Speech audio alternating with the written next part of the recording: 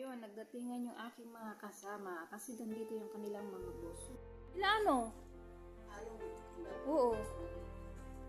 Dumating yung aming bisita kasi kasama din nila yung kanilang mga worker. So, itong nasa tabi ko ngayon ay nandito yung kanyang amo. So, nandito rin siya. Maaalaro siya ng bata.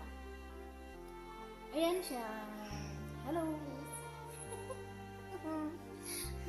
Yun siya. So, siyang ano, itim siya. Pero maganda at mabait. Yung isa naman na dun sa loob. Nag-alaga siya ng bata ng kapatid. Medyo busy ngayon kasi araw ng Friday. Pero hindi naman totally pagod. Dito ako ngayon, nagluluto ako. Ng hapunan namin. Ang pinaluto nila sa amin ay macaroni. Na lalambot ko pa yung manok.